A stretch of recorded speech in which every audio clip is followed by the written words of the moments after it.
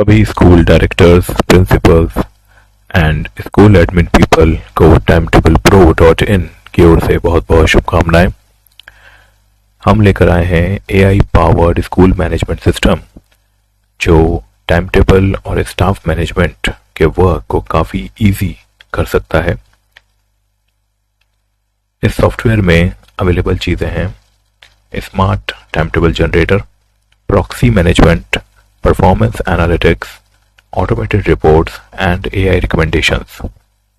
So let's see how it works. सबसे पहले किसी भी ब्राउज़र में timetable.pro.in ये हम टाइप करेंगे। ये हमारा यूज़र इंटरफेस हमें देखने को मिलेगा।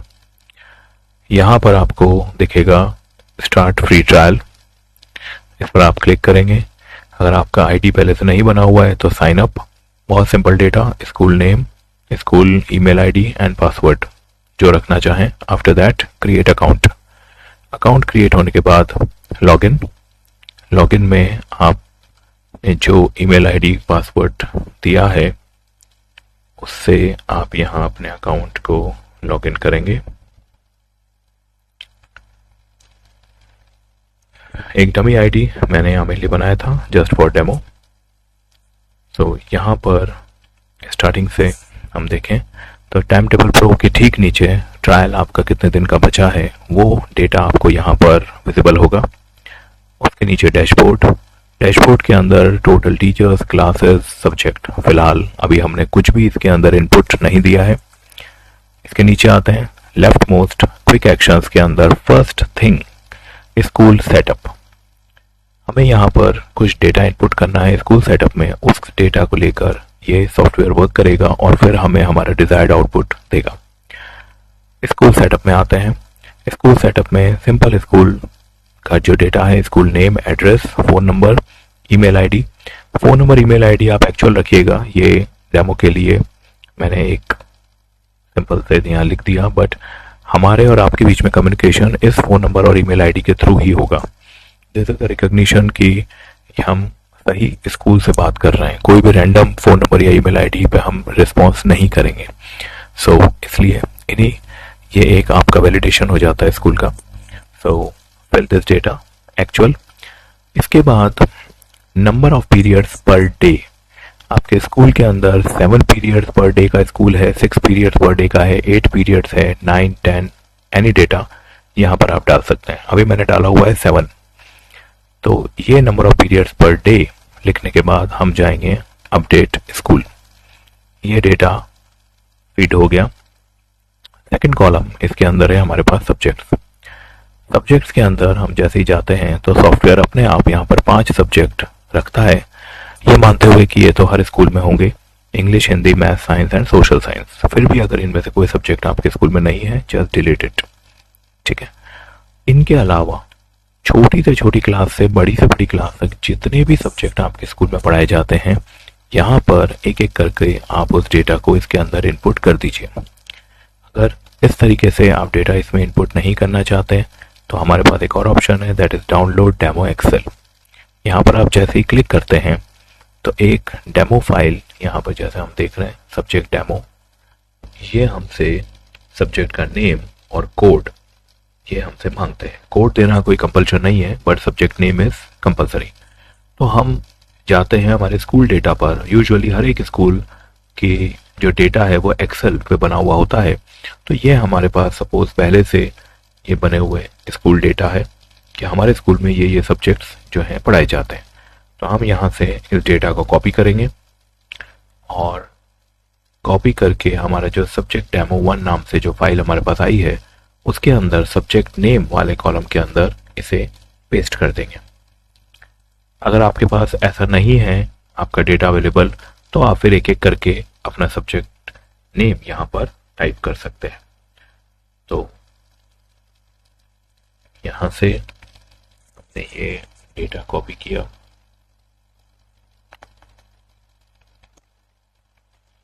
और ये सब्जेक्ट डेमो 1 के अंदर नेम में लाके इसे पेस्ट कर दिया। हमने किसी भी सब्जेक्ट का कोई भी कोड नहीं दिया है, ठीक है। Code is not compulsory. चलिए एक सब्जेक्ट का कोड दे देते हैं। बायोलॉजी का कोड हम देते हैं बायो, BIO। इस फाइल को दोबारा से हम सेव कर लेते हैं और यहाँ पर ये हमारा स्कूल सेटअप के अंदर अपलोड एक्सेल, ये जहाँ पे ये बटन है इसको हम क्लिक करेंगे। अब ये पूछेगा कि हमने सब्जेक्ट्स के नाम किस फाइल में लिखे हुए हैं, तो हमने नाम लिखे हुए हैं सब्जेक्ट डेमो 1 नाम की फाइल में। इस फाइल को हम यहाँ से ओपन कर लेंगे। तो आप देखिए जितने भी सब्जेक्ट के नाम हमने लिखे थे वो सारे के सारे यहाँ पर अवेलेबल हो गए। हमने लिखे थे स्टार्टिंग फ्रॉम इंग्लिश लिटरेचर, इनमें से किसी के आगे ब्रैकेट नहीं है, ब्रैकेट में होता है सब्जेक्ट कोड का नाम। नीचे नीचे आते हैं, एक बायोलॉजी के अंदर हमने कोड दिया था बायो, तो यहाँ पर हमें ये देखने को मिल रहा है कि बायोलॉजी सब्जेक्ट ऐड हुआ विद द कोड बायो। ठीक, इसके बाद ये सारा सब्जेक्ट डेटा हमने यहाँ पर फिलअप कर दिया। सेकंड जो कॉलम है इसका काम खत्म हुआ। चलिए तो अब हम आ जाते हैं थर्ड कॉलम पर, दैट इज क्लासेस। यहाँ पर हमें जो डेटा फिल करना है वो है क्लास नेम। अब क्लास नेम हमारे स्कूल में मान लीजिए क्लास 1 के 3 सेक्शंस हैं, class 1A, class 1B, class 1C। तो हम उसे नॉर्मल लैंग्वेज में बोलते हैं हमारे पास क्लास 1 है और उसमें 3 सेक्शंस हैं, बट सॉफ्टवेयर के लिए वो 3 सेपरेट क्लासेस हैं, class 1A, class 1B and class 1C। तो यहाँ हमें तीनों का डेटा फिल करना होगा। चलिए स्टार्ट करते हैं। मान लीजिए मैंने लिखा 1A, आपके ऊपर है, आप सिर्फ 1A लिख दें, आप पूरा लिखना चाहें class 1A, standard 1A, anything, ठीक है, डिस्प्ले उसी तरीके से होगा। मैं अभी समझाने के लिए सिर्फ लिखता हूँ 1A। और क्लास 1A के अंदर जो सब्जेक्ट्स हम टीच करते हैं वो हैं इंग्लिश, हिंदी, मैथ्स, साइंस और सोशल साइंस। ठीक है, ये सब्जेक्ट्स हम यहाँ पर टीच करते हैं। अब इन सभी सब्जेक्ट्स के अंदर यहाँ आप देख रहे हैं नीचे लिखा है मिनिमम पीरियड, ये है मिनिमम पीरियड पर वीक। ठीक है, तो हम ये चाहते हैं कि हर रोज इंग्लिश का 1 लेक्चर हो, उस हिसाब से एक वीक में कम से कम 6 लेक्चर्स इंग्लिश के होने चाहिए। मैक्सिमम अगर हर रोज 2 लेक्चर होते हैं तो उस हिसाब से इंग्लिश के मैक्सिमम 12 लेक्चर हो जाते हैं। इसी तरीके से हिंदी के भी हम मिनिमम 6 चाहते हैं, मैक्सिमम आप 12 कर लीजिए। मैथमेटिक्स टफ सब्जेक्ट है तो हम चाहते हैं भाई मिनिमम 2 लेक्चर रोज मैथमेटिक्स के होने चाहिए, उस हिसाब से वीकली ये हो जाता है 12 लेक्चर्स और मैक्सिमम में हम इसमें डाल देते हैं 36। ओके, और इसके बाद हम बात करें साइंस के अंदर भी हम चाहते हैं कि 12 मिनिमम पीरियड्स, मैक्सिमम 36। और सोशल साइंस के अंदर भी हम डालते हैं 12 मिनिमम पीरियड्स की हम डेली का कम से कम 2 लेक्चर चाह रहे हैं इसमें, और पूरे वीक में मैक्सिमम 24। इस तरीके से हम हमारा जो क्लासेस का कंस्ट्रेंट है वो हम सॉफ्टवेयर को बता देते हैं कि आप इस अकॉर्डिंग हमारे लिए टाइम टेबल जनरेट करिए। लेकिन यहाँ पर एक बहुत इंपॉर्टेंट बात है, बहुत छोटी सी बात है लेकिन बहुत इंपॉर्टेंट है सॉफ्टवेयर की नज़र में, कि हमें ये चेक करना है कि हमारे पास वीक में टोटल नंबर ऑफ लेक्चर्स कितने हैं।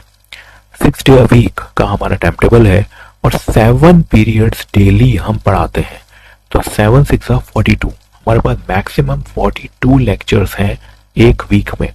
तो हमें यहाँ पर ये चीज चेकआउट करनी है कि कहीं हमने मिनिमम पीरियड्स वो 42 को क्रॉस तो नहीं कर रहा, क्योंकि अगर ऐसा हो रहा होगा तो सॉफ्टवेयर आपका टाइम टेबल नहीं बना पाएगा, वहां पर एक एरर मैसेज आ जाएगा। एरर मैसेज में अनडाउटेडली क्लियरली वो बताएगा आपको कि आपने मिनिमम नंबर ऑफ पीरियड्स को ज्यादा ले लिया है, इस वजह से टाइम टेबल जनरेट नहीं हो पा रहा है। बट वो बात मैं आपको यहीं पे क्लियर कर दूं, जिससे कि डेटा फिलअप के टाइम पर ही आप इस छोटी सी बात का ध्यान रखें। तो हमें पता है कि हमारे पास एक वीक के अंदर टोटल 42 लेक्चर्स हैं, तो हमारे सब्जेक्ट के मिनिमम लेक्चर 42 से ज्यादा नहीं होने चाहिए। मैक्सिमम हो जाए वो तो कोई दिक्कत नहीं है, क्योंकि सॉफ्टवेयर वो बात समझता है कि ये वेटेज किस सब्जेक्ट को ये स्कूल ज्यादा देता है, मैथमेटिक्स को ज्यादा देता है, इसलिए मैथमेटिक्स में मैक्सिमम पीरियड 36 लिया है। But minimum should not cross the total number of periods in a week. चलिए एक बार देख लेते हैं। तो इंग्लिश में मिनिमम 6, हिंदी में 6, 12, मैथमेटिक्स में 12 तो ये हुआ 24, साइंस में 12 ये हुआ 36, और सोशल साइंस में भी 12 तो ये हुआ 48। तो मिनिमम का डेटा हमने फिल किया है 48, पर हमारे पास पूरे वीक में टोटल नंबर ऑफ पीरियड्स है 42। तो यहाँ अगर हम इसी डेटा को लेकर आगे चलेंगे तो आगे एरर आने वाला है। तो वहां मैं आपका टाइम वेस्ट नहीं चाहता हूं, इसलिए मैं इस डेटा को अभी ही सही कर देता हूं। ठीक है, एरर में भी क्लियरली आपको आएगा, आपको इजीली समझ में आ जाएगा कि मिनिमम का डेटा टोटल डेटा से क्रॉस हो रहा है, this is the error. Okay, तो हमने यहाँ पर मिनिमम नंबर ऑफ पीरियड सब में 6 रख दिया। उस हिसाब से देखिए 6 और 6 12, 6 18 और 24 एंड 30। मिनिमम हम चाह रहे हैं 30 और हमारे पास टोटल है 42, तो ये इजीली यहाँ पे वर्क करेगा। अभी हम इस पेज में नीचे जाके देखते हैं तो टोटल एडेड क्लासेस आर 0। अभी तक कोई क्लास ऐड नहीं किया है। ये सब डेटा के बाद जैसे ही हम ऐड बटन पे क्लिक करते हैं तो फर्स्ट क्लास इस सिस्टम में ऐड अप हो जाती है। देखिए, English, Hindi, math, science, social science, इनका जो सब्जेक्ट का कंस्ट्रेंट है वो भी यहाँ पर ब्रैकेट में लिखा हुआ है। राइट, ये फर्स्ट क्लास का डेटा फिलअप हो गया। इसी तरीके से मैं सेकंड क्लास 1B का डेटा यहाँ पर फिलअप करूं। अब ऑब्वियसली 1B के अंदर भी सेम सब्जेक्ट्स ही होंगे, ठीक है, लेकिन केवल समझने के लिए हम यहाँ पर थोड़े से सब्जेक्ट को वेरी कर देते हैं। ठीक, ये वन टाइम डेटा फिलअप हमें करना है। इसके बाद ये पूरे ईयर और ईयर बाय ईयर ये सॉफ्टवेयर वर्क करता रहेगा। इंग्लिश, हिंदी, मैथ्स, अब मान लीजिए साइंस की जगह हम यहाँ पर साइंस को थोड़ा सा बाइफरकेट करके फिजिक्स और केमिस्ट्री यहाँ 1B के अंदर हम डाल देते हैं। चलिए बायोलॉजी पे डाल देते हैं। ओके, तो हमारे यहाँ पर सब्जेक्ट्स हो गए English, Hindi, maths, physics, chemistry, biology. ये subjects in class 1B। Okay, इनके अंदर भी जो कंस्ट्रेंट्स हैं वो हम यहाँ पर फिल कर सकते हैं। मान लीजिए हमने यहाँ पर कोई कंस्ट्रेंट फिल नहीं किया, ना हमने यहाँ कोई मिनिमम का डेटा डाला ना मैक्सिमम का। ओके, इनको हमने ब्लैंक रखा। ब्लैंक भी रख सकते हैं, लेकिन ब्लैंक का मीनिंग सॉफ्टवेयर क्या समझता है वो मैं अभी आपको क्लियर करता हूँ। तो हमने यहाँ पर कोई कंस्ट्रेंट नहीं डाला, मिनिमम मैक्सिमम कुछ नहीं, सब्जेक्ट्स लिखे और किया ऐड क्लास। तो सेकेंड क्लास यहाँ पर ऐड हो गई और इनमें सब्जेक्ट्स हम इन बच्चों को टीच कर रहे हैं English, Hindi, maths, physics, chemistry, biology. Okay, यहाँ पर आप देख रहे हैं कि नीचे कोई भी सब्जेक्ट कंस्ट्रेंट नहीं है। मींस सॉफ्टवेयर की नज़र में 1B के सारे सब्जेक्ट्स का वेटेज इक्वल है, कि हमने उनको वेटेज का डिफरेंस नहीं दिया है। दैट मीन्स सब सब्जेक्ट इक्वल वेटेज के हैं। तो इस बात को ध्यान में रखते हुए ये 1B का टाइम टेबल जनरेट करेगा और 1A का टाइम टेबल जो हमने डेटा उसमें दिया है कि इतना मिनिमम और इतना मैक्सिमम क्लासेस होना चाहिए, उस चीज को अपने डेटा इनपुट में समझते हुए सॉफ्टवेयर यहाँ पर टाइम टेबल जनरेट करने वाला है। ओके, तो इस तरीके से जितनी भी क्लासेस हैं सारा डेटा आप यहाँ पर फिल करिए। तो ये क्लास कॉलम का काम खत्म हुआ।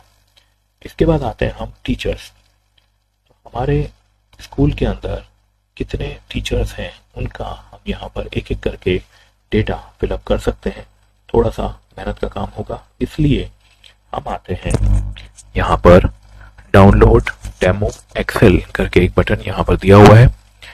तो इस डाउनलोड डेमो एक्सेल वाले बटन को हम क्लिक करें तो हम देखेंगे एक फाइल टीचर्स डेमो नाम से। यहाँ इस फाइल के अंदर टीचर्स का डेटा इन 3 कॉलम्स के थ्रू हम सॉफ्टवेयर में एक साथ इनपुट दे सकते हैं। ये सारा डेटा आपने पेस्ट कर दिया। फाइल को दोबारा से सेव कर लेना है, ठीक है। तो टीचर्स डेमो वाली फाइल के अंदर हमारे सारे 10 टीचर्स का डेटा अवेलेबल है। वापस आएंगे हम यहाँ पर, ये डेमो एक्सेल फाइल में हमने डेटा फिलअप कर दिया। इसके बाद हम आते हैं अपलोड एक्सेल। ये पूछेगा कौन सी फाइल है, तो फाइल का नाम है टीचर्स डेमो। टीचर्स डेमो हमने यहाँ ओपन किया और देखिए यहाँ पर T1 से लेकर T10 तक हमारे सारे टीचर्स का डेटा इस पर अवेलेबल हो गया।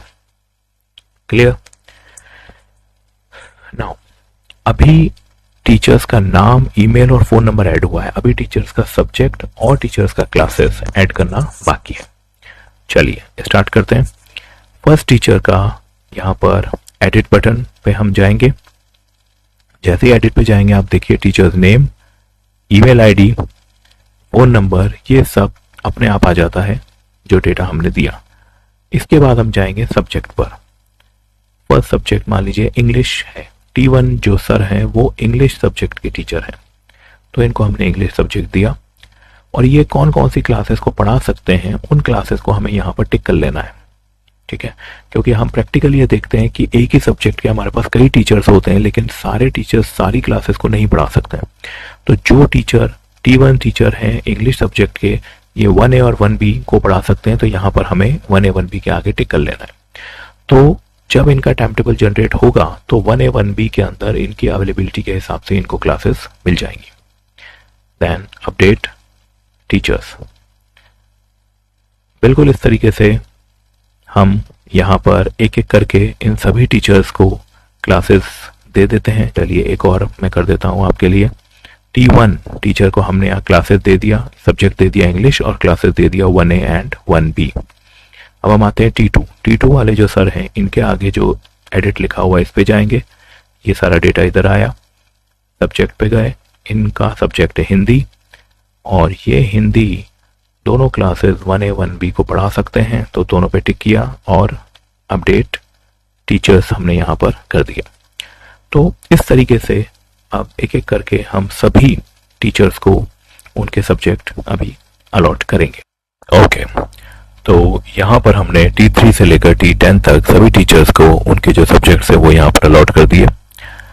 यहाँ पर आप देखेंगे कि बीच में सॉफ्टवेयर की तरफ से एक सजेशन भी आता है, क्योंकि हमने अब सब्जेक्ट्स तो बहुत सारे लिए थे, लेकिन ये केवल उन्हीं सब्जेक्ट्स के नाम हमें बताता है जो सब्जेक्ट किसी न किसी क्लासेस में अलॉटेड हैं। कई सब्जेक्ट ऐसे हैं जो हमने अभी तक किसी क्लास को दिए ही नहीं है, तो यहाँ सॉफ्टवेयर की तरफ से जो सजेशन है वो उन्हीं सब्जेक्ट्स का आता है जो सब्जेक्ट किसी न किसी क्लास में अलॉटेड है, कि आप उन सब्जेक्ट्स के लिए इतने एक्स्ट्रा टीचर्स ले लीजिए, इतने टीचर्स इस स्टैंडर्ड के लिए होने चाहिए एंड सो ऑन।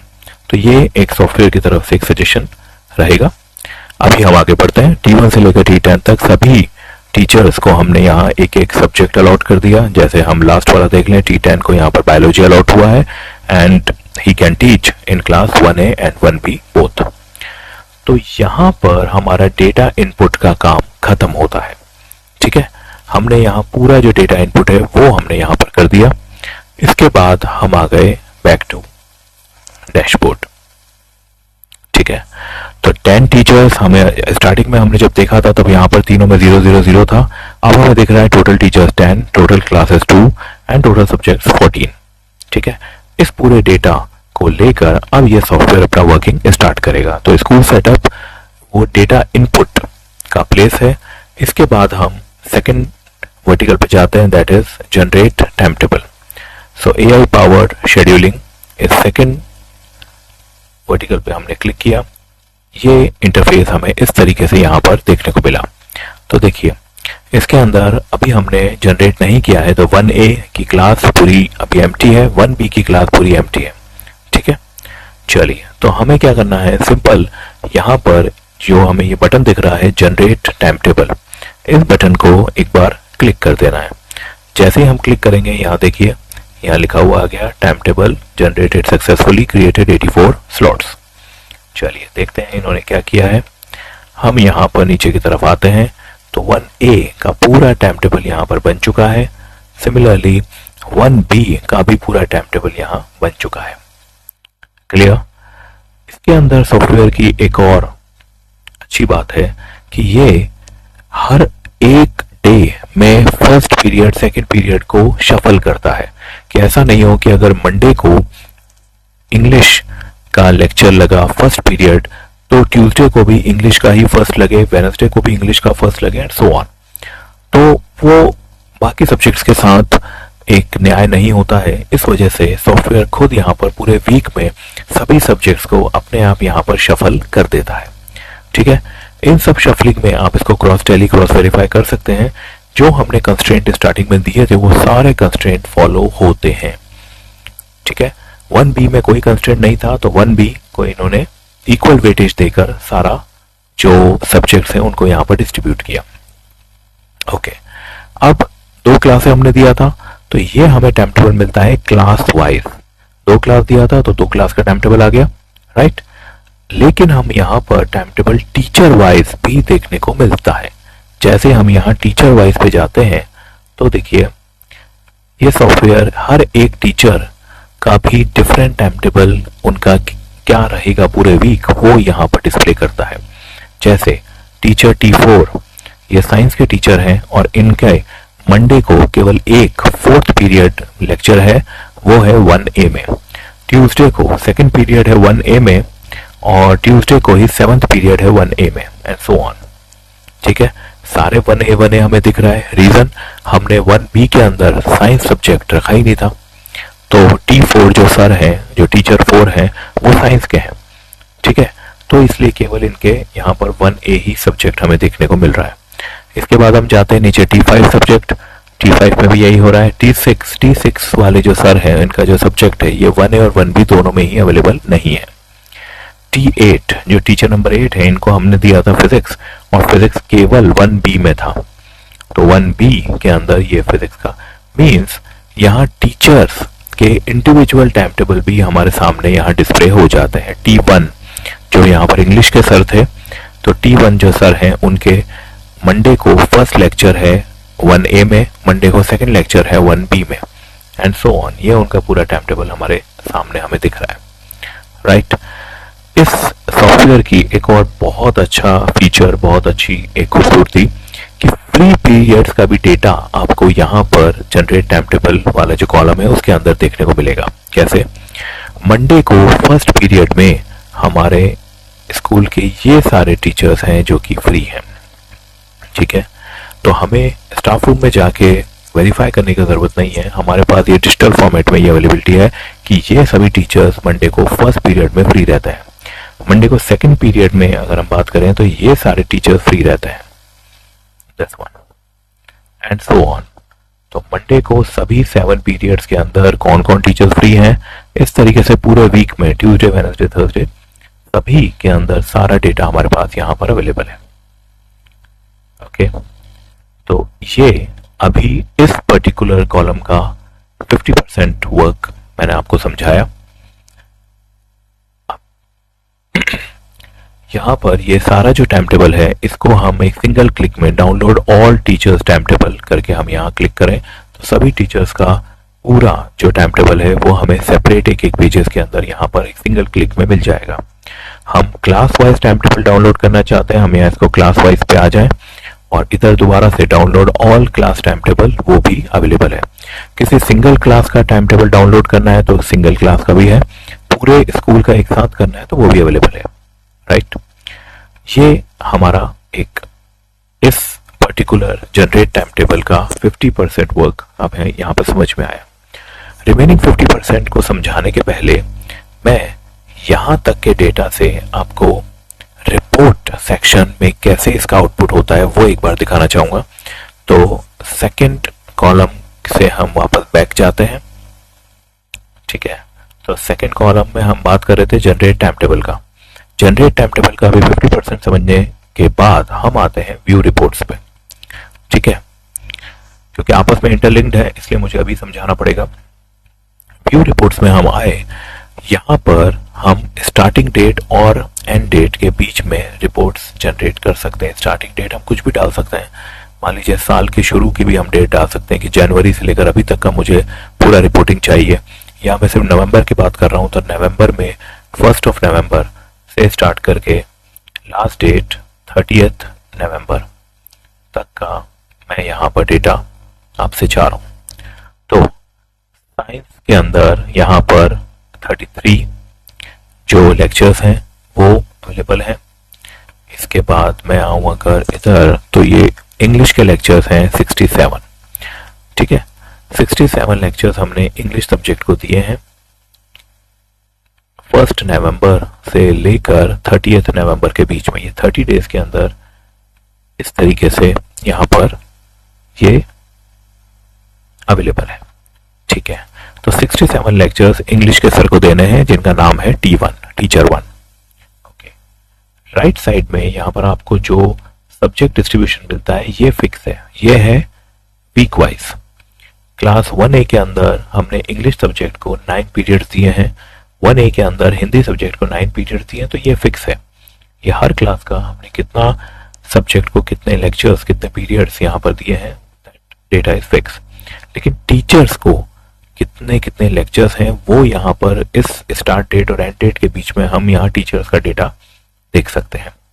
ओके, तो नॉर्मल प्रोसेस में अगर टीचर डेली प्रेजेंट है तो हम एक एग्जांपल के लिए लेते हैं यहाँ पर टीचर 1 इंग्लिश। अगर टीचर 1 इंग्लिश डेली प्रेजेंट है तो स्कूल ने उनको रिस्पॉन्सिबिलिटी दी है 67 लेक्चर्स की इन नवंबर। चलिए अब हम ये मान के चलते हैं कि ये डेली प्रेजेंट नहीं है।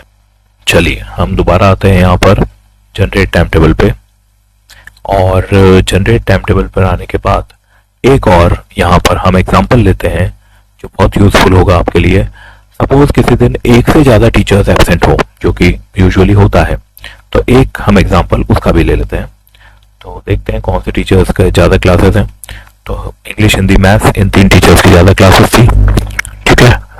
तो चलिए हम अब यहाँ पर इंग्लिश में है हमारे T1 सर, हिंदी में T2 और मैथ्स में T3। तो अब T2 और T3 सर जो हैं उनको हम यहाँ पर एब्सेंट करवाते हैं।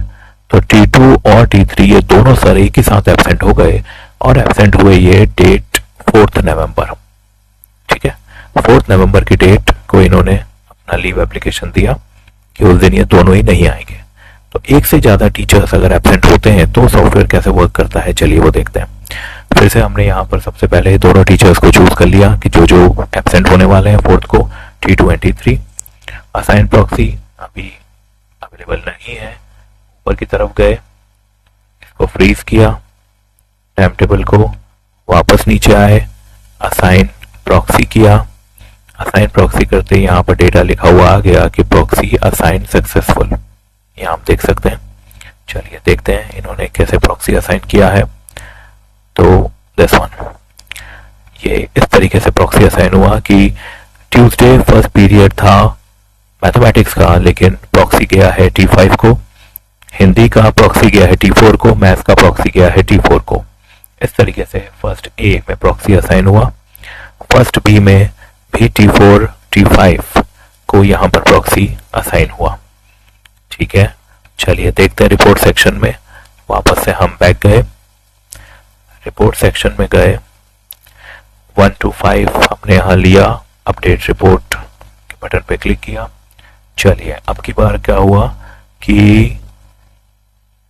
हिंदी और मैथ्स के जो टीचर हैं वो एब्सेंट हैं। चलिए देखते हैं, T2 जो सर हैं हिंदी के ये एब्सेंट हुए, तो इनके 3 एब्सेंट यहाँ पर दिख रहा है। मैथ्स वाले सर एब्सेंट हुए, उनके यहाँ पर 3 एब्सेंट यहाँ पर दिख रहा है। ओके, इनकी जगह हमने देखा कि T4 और T5 जो सर हैं उन्होंने क्लासेस लिया, तो इनकी जगह हमें यहाँ दिख रहा है कि इनके क्लासेस T4 और T5 ने जो लिया था वो ये अवेलेबल, राइट। तो ये पूरा डेटा हमें क्लियरली विजिबल, और जो जहां एब्सेंट हो रहा है उनकी जगह जो प्रॉक्सी टीचर्स ले रहे हैं वो डेटा भी पूरा का पूरा हमारे पास अवेलेबल है, राइट।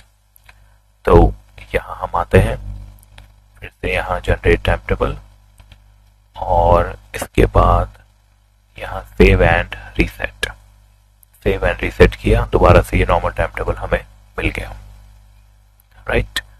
तो this all things are working properly. इसके बाद last but not the least, school calendar, ठीक है। सीक्वेंस में ये 5th है, ये सब्सक्रिप्शन को अभी मैंने जंप कर दिया, उसको मैं लास्ट में बात कर लूंगा। स्कूल कैलेंडर, स्कूल कैलेंडर भी हमारे पास एक डेटा इनपुट का कॉलम है। किसी स्कूल के अंदर 2nd और 4th सैटरडे का ऑफ होता है, तो हम यहाँ 2nd और 4th सैटरडे को चूज करके उनके आगे हॉलीडे यहाँ सेंक्शन कर देंगे, ठीक है। अभी 14 नवंबर हमने यहाँ पर हॉलीडे दिया हुआ है, 18 नवंबर एक रैंडम हमने हॉलीडे दिया हुआ है। इस तरीके से ये हॉलीडे डिक्लेयर करने का बेनिफिट, इनका जो डेटा में रिजल्ट आता है वो क्या होता है कि जिस दिन हमने हॉलीडे डिक्लेयर किया, चाहे किसी भी रीजन से, उस दिन जो भी लेक्चर्स जिन भी टीचर्स को अलॉटेड थे वो रिपोर्ट में काउंट नहीं होंगे, क्योंकि उस दिन स्कूल ही ऑफ था, स्कूल में हॉलीडे डिक्लेयर था। तो उस दिन के लेक्चर्स रिपोर्ट में से उन पर्टिकुलर टीचर्स के सब्ट्रैक्ट हो जाते हैं, राइट। ना तो उनको प्रेजेंट माना जाता है, ना उनको एब्सेंट माना जाता है। तो वहां से टोटल नंबर ऑफ लेक्चर्स में से ही वो नंबर ऑफ लेक्चर्स वो डिलीट हो जाता है। तो इसलिए आपका जो भी पर्टिकुलर हॉलीडे का रीजन है उस डे को यहाँ पर आप सेलेक्ट करिए, क्योंकि स्कूल को पहले ही पता होता है कि किस मंथ में वो कितनी हॉलीडेज देने वाले हैं। दिवाली वेकेशन, दशहरा वेकेशन, या चिल्ड्रंस डे, या कोई एनुअल फंक्शन। फॉर एग्जांपल यहाँ पर हमने 18th के लिए एक एनुअल फंक्शन का लिखा है, यहाँ हमने 18 सेलेक्ट किया, इधर लिखा हॉलीडे, यहाँ हॉलीडे का नाम लिखा कि क्या रीजन है, और ये डेटा हमारे पास यहाँ पर इस तरीके से अवेलेबल हो जाएगा कि second Saturday children's day, annual function, fourth Saturday, ये हमने नवंबर के मंथ में ये छुट्टियां डिक्लेयर की है। इन पर्टिकुलर लीव्स में जो भी लेक्चर्स होंगे वो काउंट नहीं होंगे, तो रिपोर्ट अपने आप उस हिसाब से फिल्टर हो जाएगा। अगेन बैक, देन यहां हम और नीचे की तरफ आते हैं तो एक और सेक्शन हमें दिखता है, that is feedback and support. आपको इस सॉफ्टवेयर में जो भी कोई फीडबैक देना है, आपको कुछ भी सजेशंस देना है, तो आप यहाँ पर अपना सजेशन लिखकर सबमिट फीडबैक कर सकते हैं। We directly get your view. So after all this come to the subscription. So ये सारे फीचर्स हमारे पास अवेलेबल हैं जस्ट फॉर 999 पर मंथ के मिनिमम सब्सक्रिप्शन पे। So unlimited timetable generation, unlimited proxy, unlimited report, all these are available for the whole month just for the price of 999. So Razorpay के payment gateway पे linked है, जो हम जानते हैं कि पूरी तरह सेफ है। इसके through you can take your subscription. So thank you all of you in this AI era. Let's make our management through AI schooling. Thank you. All the best. Best wishes from Timetable.